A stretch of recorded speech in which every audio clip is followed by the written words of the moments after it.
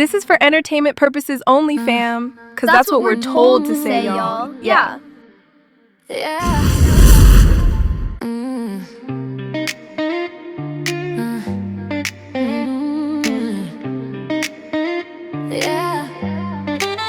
Unapproachable social network.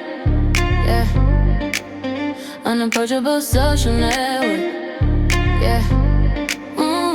Network. Say yeah. The unapproachable social network. Unapproachable. Unapproachable social network. Unapproachable.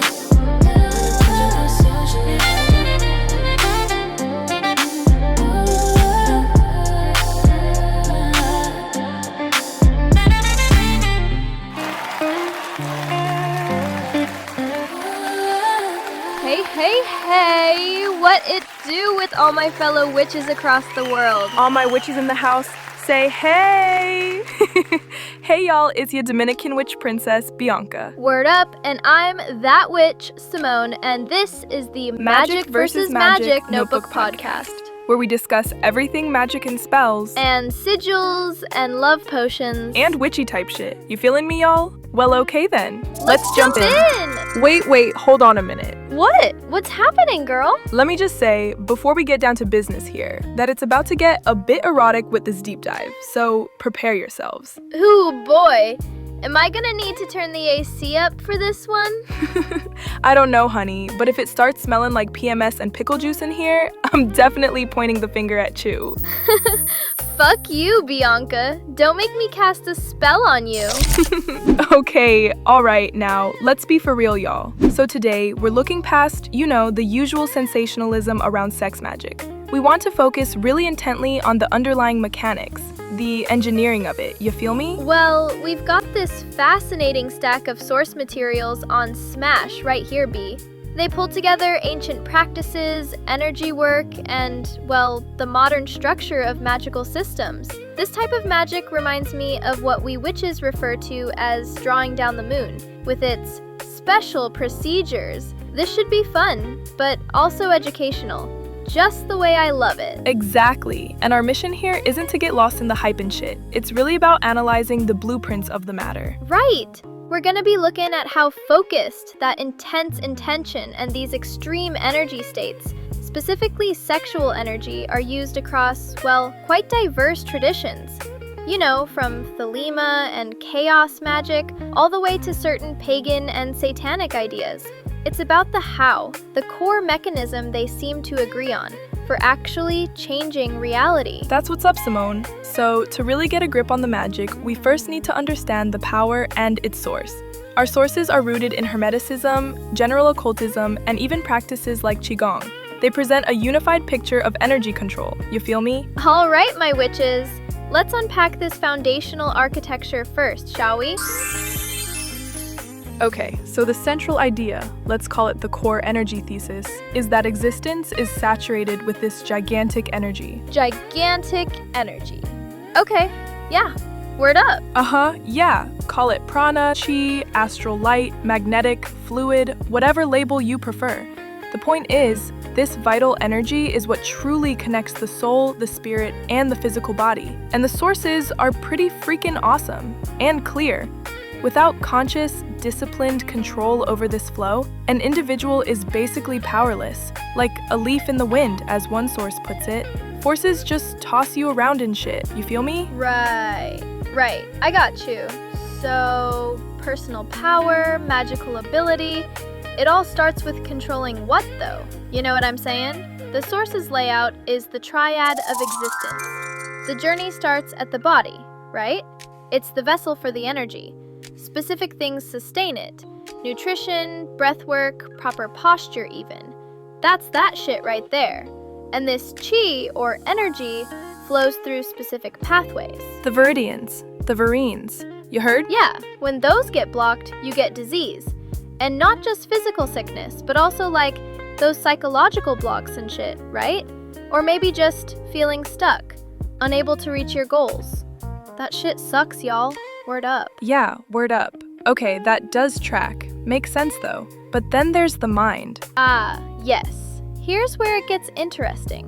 While the body holds and channels the energy, the mind is described as the master key. The master key, yes? Please explain. Yeah, girl! It's the conductor and the framework for how the energy flows. Your mind, through focused intention and shit, generates specific vibrations. It tells the prana where to go, you know? Which reality to build and whatnot. Wait, hold on. If the mind is the conductor, then why all the emphasis in these systems on breath control, body discipline? Doesn't that sort of contradict the idea that the spirit, the third part of the triad, is the actual origin, the ultimate source of all energy? I mean, like, what the hell? Seriously. That's a great question. And it highlights a key paradox the sources actually do address. The spirit is the infinite source. Yes, but think of it like the physical body determines how much energy you can safely handle, like the wattage rating on a wire. And the mind, right, it determines where that energy is directed. So a disciplined, healthy body acts like a high-capacity circuit board. It needs to be clean, strong, and well-maintained to handle the voltage coming from the spirit. And there's a hell of a lot of people who can't handle the voltage, let me tell ya. Sheed!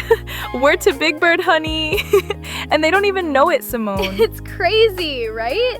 Well, that brings us back to Aleister Crowley's definition. Magic is the art of transforming reality through disciplined will. Aleister Crowley. That dude was something else, huh? And will is energy in its purest form, right? Is that how it goes? Exactly. You have to contain the energy first, know what I mean? Build the capacity before you can effectively direct it. So, the practical path involves specific techniques then? Things like body scanning, just becoming aware of where energy is flowing or stuck. And breath control for actively absorbing this magnetic fluid from the environment. It's pretty freaking wild, Bianca. I know, right?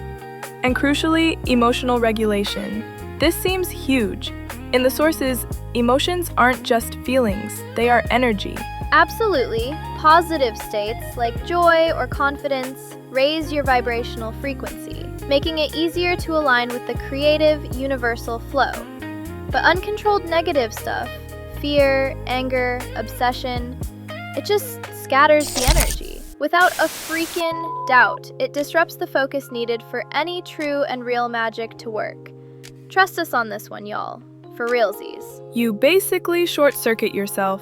Precisely. And this becomes incredibly relevant when you shift towards these high-energy rituals. That shit they probably be doing in the industry. You ever been to an industry party, girl? Oh yeah, just the other day, Fuck no. Nope. Ain't really trying to be, neither. Word. Which brings us neatly to the main event, sex magic. Framed not just as, ritualized humping around and shit. Ooh, give it to me, daddy. No, silly. I'm saying, though, not just as bumping and grinding, but as this ancient spiritual technology. Ah, yes. Technology? Yeah. The ultimate energetic expression of that disciplined will we were talking about before. The body itself becomes repurposed, an altar to the divine. Or even, in some views, a vehicle for interdimensional travel. So I guess sex with someone can actually be out of this world. Imagine that, Bianca. Really? So, what's the core mechanic? How does it actually work energetically? Well, the sources describe sexual union, especially the old humpity, as literally a portal opening. The efficacy of the practice hinges entirely on having crystal clear intentions. These intentions must be so vital that they should literally turn you the fuck on. If you don't feel a genuine desire for the manifested outcome, then seriously, it's the wrong intention, dude. Sexual energy acts like a straight shot to the cosmos, meaning manifestations can happen rapidly, like on some literal fall out of the sky type shit, if you create space for them. Well, shit, girl. That's a whole lot from one orgasm. I wonder what I could manifest having 6 or 7 of those in a row. You know what I'm saying, Symone? Well, damn. I'll have a baker's dozen, please. But I'm saying, though, the ecstatic energy that builds the intense arousal leading up to and including climax is seen as a kind of shock to the boundary between worlds. A shock, huh? Now, why is that specific energy such a primary, Symone? It comes down to symbolism and raw power. The union of masculine and feminine energies symbolically has the power to create life. Right, biologically. I understand how that all comes together. Exactly. So magically, this translates into the supreme power to create something new in reality, whether that's manifesting a specific outcome, like a job or a relationship, or achieving a new state of consciousness. You feel me? Having sex can do more and be more for you if you learn how to have it right, girl. And the roots of this go way back, don't they? Oh, hell yeah! Incredibly far. The sources trace it to ancient Mesopotamia, priestesses of Inanna, Ishtar, and cults of Venus. Astarte, the inception of hierogamos and whatnot. You know, that ancient shit. The sacred marriage and shit. Yes, where the ritual union wasn't just symbolic, it was meant to literally invoke divine presence, ensure fertility, and grant sovereignty. It never surprises me anymore when things can be traced all the way back. We see its echo even today, symbolically in Wicca, with the chalice and the dagger representing the Great Rite. Ooh, yeah, that's right, that Wicca shit. You gotta make sure you got that Wicca up in the mix, you heard? I think there's a prerequisite and shit. And then you have the modern formalization. People like Aleister Crowley, developing specific techniques. One that stood out was erotocomatose lucidity. Oh shit, girl. Ah yes, that's an interesting one. Interesting and different as fuck. The sources define it as extended, non-orgasmic stimulation. What's going on here? Why hold back, you know what I mean? Why? The non-orgasmic part is what I'm talking about. Isn't bussin' a nut the point? Sexual stimulation that doesn't lead to physical orgasm? I might have to pass, you know what I'm saying? It depends on the goal, honey. For something like charging a sigil, aiming for a specific, relatively short-term manifestation, you often do want that explosive release. That's the shockwave that implants the intent. Okay, sure, but erotocomatose lucidity is different. It's about sustained, contained energy. You're deliberately maintaining that high energy state, that arousal, for a prolonged period. To what end though, Symone? If that shit was a test, shit, I'm failing with flying colors. Call me crazy, but within a relationship atmosphere, that technique sounds like some old start-a-fight starter kit shit. Girl, I know that's right. But I'm saying though, instead of releasing the energy, you're using the focused stimulation for extended concentration. It allows communion with deities, deep spiritual insights, or the maintenance of a specific magical state without scattering the built-up magnetic fluid. It's about endurance, not explosion. Built up magnetic fluids, huh? Yeah, I would think so. Say what? That's bananas talk right there. Interesting. So the concept of gnosis seems to connect all these different approaches from ancient rites to modern chaos magic and sigil work. Exactly. That intense, single-pointed focus achieved at the energetic peak, when you bussin' and shit. Whether it's the climax or that sustained lucid state, is a form of excitatory gnosis. It's an altered state of consciousness, and it's considered essential. But why essential? I mean, I get it, but I'm still looking for that why, I guess. You know what I'm saying? Why? What does it do? It bypasses the sensor. At that moment of maximum intensity, the rational, doubting, analytical mind is momentarily suspended. Overwhelmed, really. And when your internal critic is offline, you can implant your desire, your blueprint for the change you want. It's like a shortcut past your own skepticism. And maybe even an orgasm too. I don't know, you tell me, you know what I'm saying, Symone? Bianca, you are too much, girl. But yes, precisely. A short circuit to manifestation. That's why it's so highly valued. Especially in results-oriented magic like sigil charging. Yes, the charging and activating of sigils. Finding a quiet place, sitting in a relaxed position, visualizing your sigil in your mind's eye. But this practice, in its higher forms, goes way beyond just, you know, manifesting a parking spot and shit. It becomes part of the great work, that alchemical process of radical self-transformation. The sources detailed this advanced 4-part model, right? Oh, word! That's right! The alchemical stages. And the insight here is crucial, B. The physical act, the sex itself, is often just the catalyst. The real transformative work is internal and psycho-spiritual. It starts with Negredo, the blackening. This is described as confronting your inner devil. Sounds pretty freaking intense, huh? Shit, I'ma need something if I ain't gonna be releasing any of my built-up magnetic fluids, right? I'm sorry, but that just sounds like some old bullshit for realsies. For realsies, y'all. Just imagine being in a position to go somewhere all night long. But then you're told you're not allowed to come. Oh, boo-hoo. No orgasm for you. Yeah, right. Like on Seinfeld, no soup for you. You damn right, boo-hoo. Again, I ask, what's really going on here? It's necessary, Bianca. It's the necessary stage of facing your fears and your shadow self and shit. Those dark, suppressed desires and instincts, girl. You gotta recognize and accept all those raw, carnal parts of yourself. Yeah, exactly. Those raw and carnal parts that just want to bust a nut but can't. It's a crying shame you can't bypass that step, you heard? Anyways, after Negredo, it moves to Albedo. Yes, this is true, Bianca. It's the whitening. What? Like Gandalf? No, silly, not like Gandalf.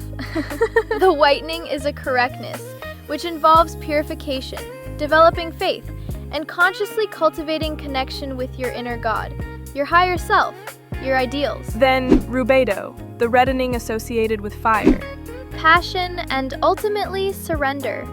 It's about dissolving the ego's grip and aligning fully with your true will, your pure, passionate drive, y'all. And if you manage all that integration, Then you reach Citrinitas, the yellowing or gilding of gold magic. That's the ultimate stage of creation, enlightenment, and self-mastery. The successful product of the great work. You know what I'm saying? and this whole process loops all the way back to that core architecture. The sources emphasize that any stable creation, you heard? Any stable creation needs a triangle of forces, fam. Yes, indeed, B. The active principle, seen as masculine, solar. The passive principle, feminine, lunar. And crucially, the neutralizing force, which is the mind. Or in partnered workings, the shared vision, the unifying intent. All three must be present and balanced for something real and lasting to manifest out this bitch, you feelin' me? A lot of folks be out here thinking something sweet and shit, y'all feelin' me? Word to Big Bird, yo. It's way, way, way more complex and shit. It's a deep internal workin' and whatnot. Facing the shadow, integrating that shit. It's all summed up in that famous alchemical anagram, isn't it? Vitriol. Exactly.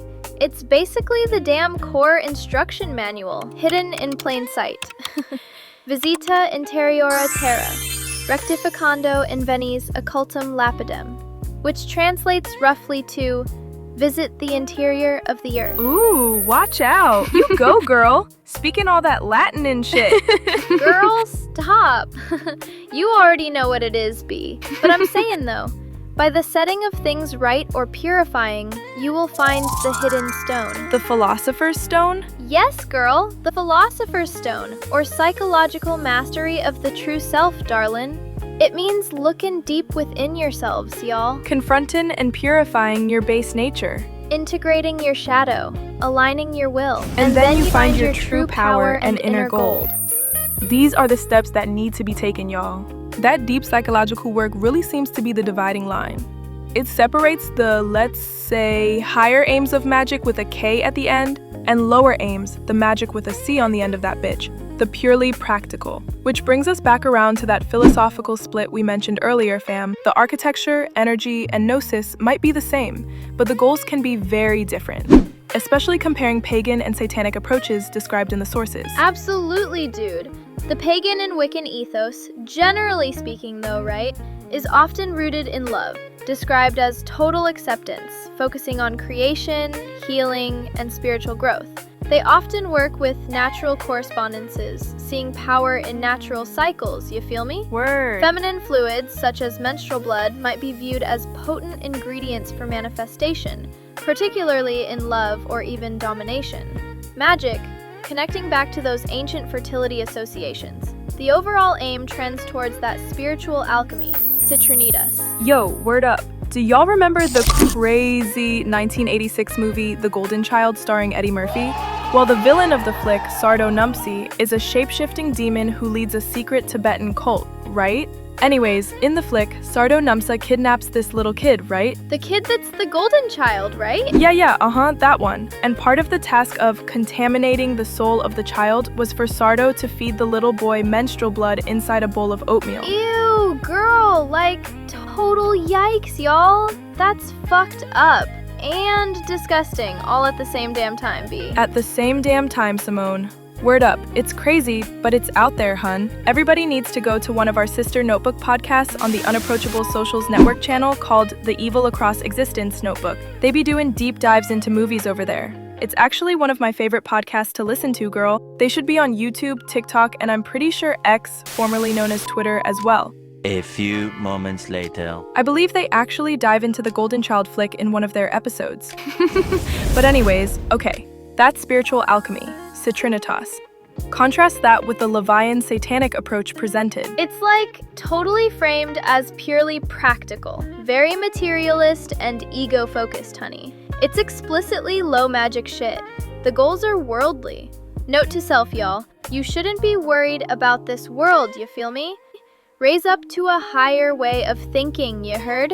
When you in these streets, baby, you gotta keep it G, y'all. I'm saying though. But like what specifically, Symone? What's the low magic? The sources list things like sex rituals purely to summon a partner or incite lust, compassionate rituals for things like job success or wealth, and destruction rituals. Basically, curses or hexes and shit like that, B. And how does it allegedly work from that perspective? In this view, it's primarily psychological programming and shit. The magic happens by vividly creating and holding the blueprint of your desire during the ritual, and by deeply implanting the damn thing into your subconscious. So it motivates you to get your ass up and move then? Essentially, yes. You hit the target, my love. It conditions you to subconsciously take the necessary real-world actions to achieve the goal. It's about self-transformation to achieve external results, but without the spiritual cosmology. Again, I repeat, without the spiritual cosmology. And don't get it fucked up, y'all. That materialist view comes with a specific warning, the balance factor. Right, be realistic. Your desires need to align somewhat with your actual capabilities and circumstances. The sources warn against, say, trying to magically compel a famous movie star to fall in love with you. If you have absolutely no connection or realistic path to interacting with them, it leads to wasted energy and frustration, you know what I mean? This appears to me as common logic. Y'all gonna fuck around out there with the wrong ingredients and motives and end up on an elevator to another dimension. Word up. Fuck around and find out, as the famous phrase goes. Exactly! Match the magical effort to a plausible outcome within your sphere of influence. You want to make sure that you stay in your lane when performing magic. A lot of folks don't. Word! Everybody tends to think they're an automatic warlock, witch, or wizard. Yeah, right. The Wizard of Oz. Bianca, girl, you are just too damn much. Now, across the whole damn board. You hear me? Across the whole damn board. Regardless of any kind of philosophies, right? There are some serious ethical warnings here, particularly when partners are involved. Yes, very strong warnings. The issue of psychic vampirism comes up repeatedly. You know the drill. If you perform a sex magic ritual with someone and use the energy generated when you bust that nut to charge your personal magical intention without their full informed consent about the metaphysical purpose and shit, that's a big no-no. A very big no-no indeed, my friend. That shit right there is what us witches call energy theft. Damn right, Bianca. It's described as dubiously ethical at best. You're harnessing their peak life force energy for your own ends, potentially without them even knowing. In the world of magic, that's like conducting business on the Continental Hotel grounds. You know what I'm saying? Excommunicado, baby! Word up, Symone. That's some Archon elite shit right there, kid. And then there's the idea of spiritual blowback. The Wiccan threefold law, for instance. I told y'all before, you always gotta add that Wicca to the cauldron before you stir that pot, baby. Yes, the threefold law. The idea that whatever energy you send out, especially if it's manipulative or negative, like maybe a love spell driven by pure obsession, what the sources distinguish as lust versus healthy desire, comes back to you amplified. Usually times 3, you heard? Yes, ma'am. You reap what you sow out here in these streets, energetically speaking, y'all. 1 minute, it's all good, and the next, Annabelle is standing in your kitchen at 3 a.m. fixing to have herself some milk and cookies. Ooh, girl, I know that's right. Basically, that's the kind of reality that resonates back to you. The kind you don't want, my friend. Word. Beyond ethics, karma, and all that other shit, the sources also mention risk of, well, spiritual contamination. Yes, this is a significant warning. Achieving that peak gnosis state, remember, is described as a shock to the boundary between worlds. It could potentially leave a door open. A door for what? Aw, shit, girl! Let me get my Ouija board and my candles and yo, who out there seen the flick Talk to Me? I'ma get me that hand. Yes, honey. That movie was pretty dope. Could you imagine? But I'm saying though, it could leave a door left open for intense, focused intention. Especially if unfulfilled or unresolved, can leave psychic residue. But more seriously, the act itself. Creating that portal could potentially allow non-physical entities or spirits access. I'ma have to call upstairs to the temporal and spatial mechanics, astral planes, and consciousness notebook and get some answers on the whole portal thing. The network has a notebook department for that as well, huh? That's good shit right there, mama. But I was about to raise the point that all this ties into old folklore, doesn't it? It sure does, honey. The historical accounts of incubi and succubi are sometimes interpreted in this context. Spirits potentially taking advantage of that open state during intense sexual energy release. The sources warn against treating this high-energy spirit work casually, like dabbling in and shit. If you ain't built for this shit, Then don't be dabbling in shit, bitch. word up, Bianca, word. Now, about necromancy and or scrying without proper protection. Yes, well, even the understanding of it all can expose the practitioner to genuine psychic dangers. Malevolent influences or just chaotic entities might enter the magician's sphere, potentially seeking to influence events or even attach themselves to the individual. It's not portrayed as something to be taken lightly. The human mind is very malleable. Too freaking malleable. It's a damn shame. The bonus gem there is to be fucking careful when y'all are out there meditating and going into all these freaking wild hypnotic states. Word.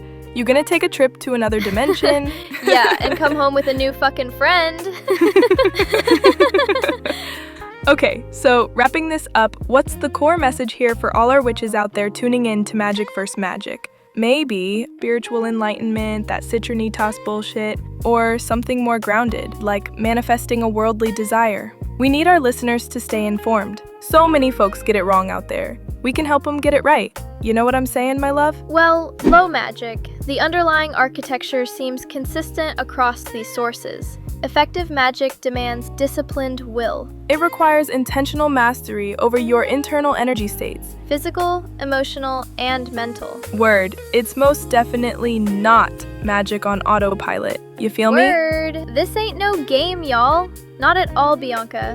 Not at all. And the folks and all our fans out there need to know this. You know what I'm saying? As we bring y'all more episodes, And put more of y'all onto what's really good with magic. with a K at the end, And magic with a C, baby. you'll gain further knowledge, real knowledge, and a lot of it from real sources, not just the assumptions and uneducated opinions of individuals who think they're in the know. You feel me?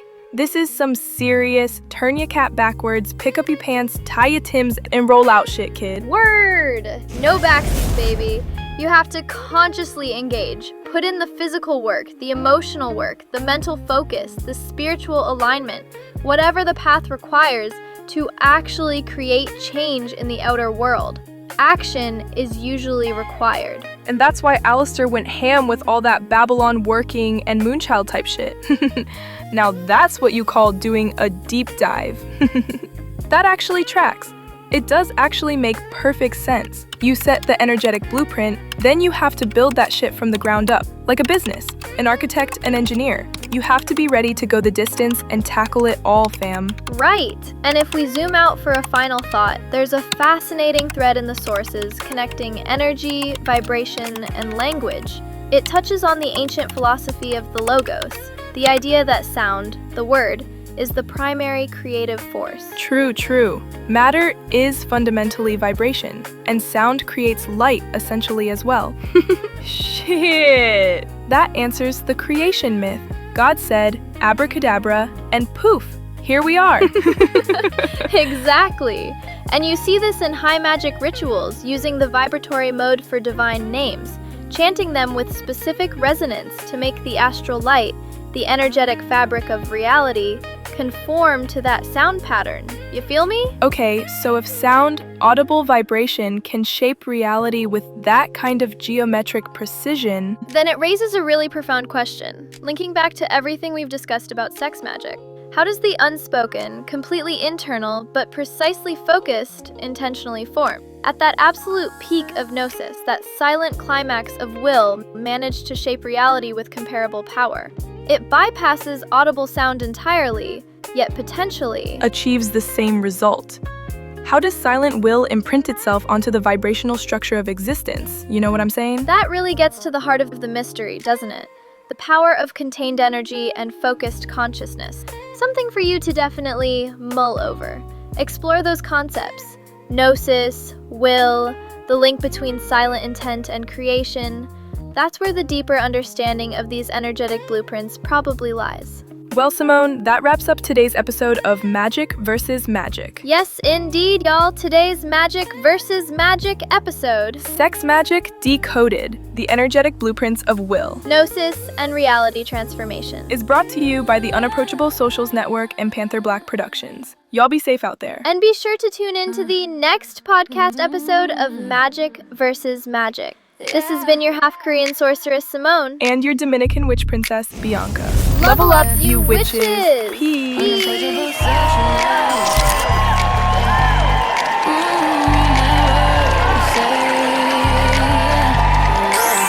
Unapproachable social network. Unapproachable.